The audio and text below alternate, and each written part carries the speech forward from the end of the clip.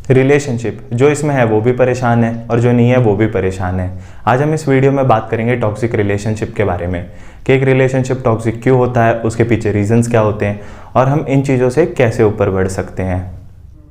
Relationship toxic तब होता है जब एक तरफ से एफर्ट ज़्यादा हो और दूसरी तरफ से कम।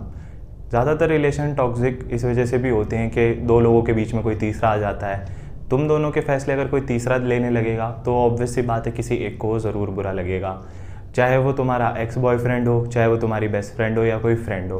तो दो लोगों के रिश्ते के बीच में जिस दिन कोई तीसरा इंसान आ जाएगा वो रिश्ता रिश्ता नहीं, टॉक्सिक रिलेशनशिप बन जाएगा। रिलेशनशिप टू व्हीलर की तरह होता है, जब तक दोनों टायर सेम स्पीड में मूव कर रहे हैं तब तक दोनों चीज़ें एकदम वेल एंड गुड चलेगी। जिस दिन भी एक भी टायर स्लो हो गया उस दिन वो बाइक का डिसबैलेंस होगा और वो गिर जाएगी। ये बात बाइक की नहीं, रिलेशनशिप की है। तो जिस दिन भी कोई एक भी कम एफर्ट देगा उसी दिन आपका रिलेशनशिप टूट जाएगा। तो इस वजह से दोनों के जब तक इक्वल एफर्ट्स होंगे तब तक रिलेशनशिप बहुत अच्छा चलेगा। सीधी सी एक सलाह है भाई, जिस रिश्ते में कदर नहीं है छोड़ो और निकलो, get a life. Relationship toxic exactly होता कैसे है ये बताता हूँ, क्योंकि जब हम प्यार में होते हैं हमें पता होता है कि हमारा रिश्ता टॉक्सिक है, लेकिन हम उसे समझ नहीं पाते क्योंकि हमें प्यार है। टॉक्सिसिटी का फर्स्ट लेवल ये होता है कि तुम कोई भी बात करनी शुरू करते हो, तुम कुछ भी प्यार से बात करोगे लेकिन वो ख़त्म हमेशा आर्ग्यूमेंट पर ही होगी। उसके फैमिली प्रॉब्लम्स है तो तुम समझोगे, उसकी जॉब है तो तुम समझोगे, लेकिन तुम्हारी क्या प्रॉब्लम है वो कोई नहीं समझने वाला। तो ये टॉक्सिसिटी का होता है सेकंड लेवल। और थर्ड लेवल टॉक्सिसिटी का ये होता है जिसमें ना तुम्हें टाइम मिलता है, ना लव, ना केयर।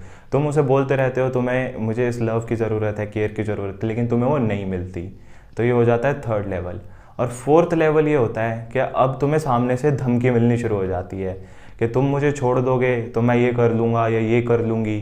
तो ये एकदम एंड टाइम होता है, इससे फिर हमें डिप्रेशन होना शुरू हो जाता है। अगर तुम हर बार उसके एक्स से कंपेयर हो रहे हो, तुम अंदर से खुश नहीं हो, तो अंदर ही अंदर मरने से अच्छा है कि इन चीज़ों से ऊपर बढ़ो, आगे निकलो। क्योंकि खुद को खोने से अच्छा है अपने आप को पाओ। दूसरों को प्यार करने से पहले अपने आप को प्यार करना सीखो। जब आप अपने आप को प्यार करोगे तभी आप दूसरों को कर पाओगे। तो इसलिए कभी खुद को मत खो। लोग टॉक्सिक रिलेशनशिप की वजह से डिप्रेशन में चले जाते हैं। डिप्रेशन में जाने के बाद सुसाइडल थॉट्स आते हैं, अकेले रहने का मन करता है। लेकिन कभी अकेले मत रहना ऐसे टाइम में, क्योंकि अकेला रहना सबसे बड़ी गलती होगी तुम्हारी। अपने फ्रेंड्स के साथ टाइम स्पेंड करो, बाहर निकलो, फैमिली के साथ बैठो, उनसे बातचीत करो, तुम्हें बेटर फील होगा। क्योंकि वक्त के साथ सब कुछ ठीक हो जाएगा, वक्त से बड़ा कोई मरहम नहीं है।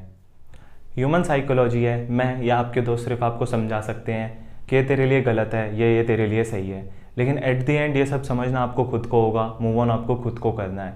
दुनिया का कोई इंसान तुम्हें मूव ऑन नहीं करवा सकता, क्योंकि इंसान सिर्फ अपने मतलब की बातें सुनता और समझता है। जो तुम्हारा मन करेगा तुम करोगे वही, जो तुम्हारा मन चाहता है कि हाँ तुम ये करो, तुम वही करोगे। क्योंकि अगर एक तरफ तुम्हारा दोस्त बोल रहा है ये तेरे लिए गलत है तो इससे बात मत कर, और दूसरी तरफ एक दोस्त है तुम्हारा वो बोल रहा है कि तू इससे बात कर, ये तेरे लिए सही है, तो ऑब्वियस सी बात है तुम अपने दूसरे दोस्त की बात समझोगे, क्योंकि तुम्हारे मन में उसके लिए सॉफ्ट कॉर्नर है, चाहे वो लड़की हो चाहे वो लड़का हो, और तुम उसके पास जाओगे। जब तुम्हारा मन कहेगा कि हाँ ये मेरे लिए गलत है, उस दिन तुम असलियत में मूव ऑन करोगे, वरना कोई भी तुम्हें कभी भी मूव ऑन नहीं करवा सकता। एक स्टोरी बताता हूँ।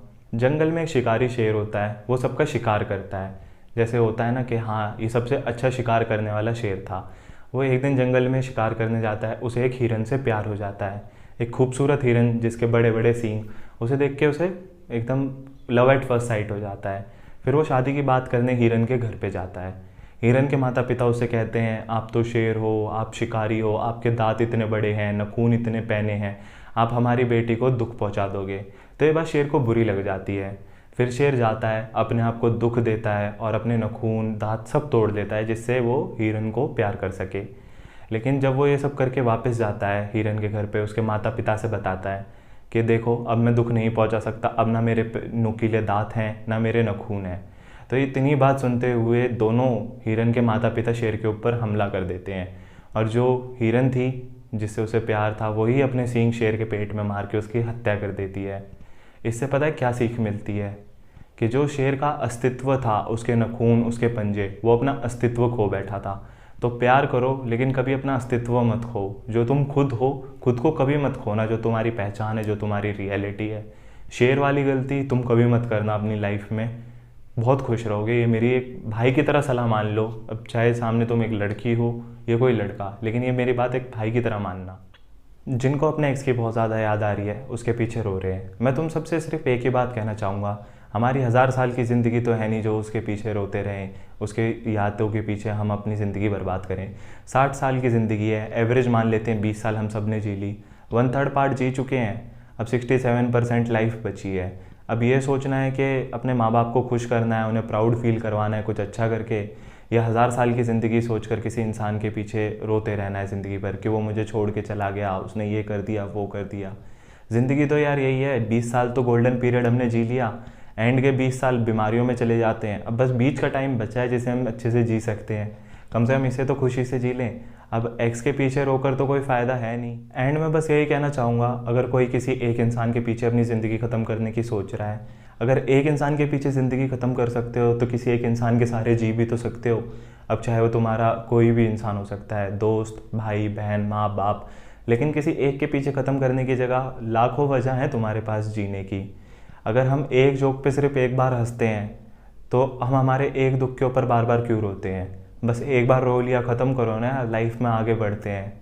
तो जो मैंने बोला है, हो सकता है ये बात सिर्फ अभी सुनने में अच्छी लगे, लेकिन कोशिश करना जो भी मैंने बोला है उसे अच्छे से सोच कर समझ कर आगे बढ़ने की।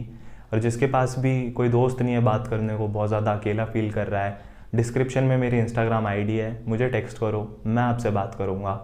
बस आप टेंशन मत लो, आपका भाई आपके साथ हर वक्त खड़ा है। जय हिंद, जय भारत।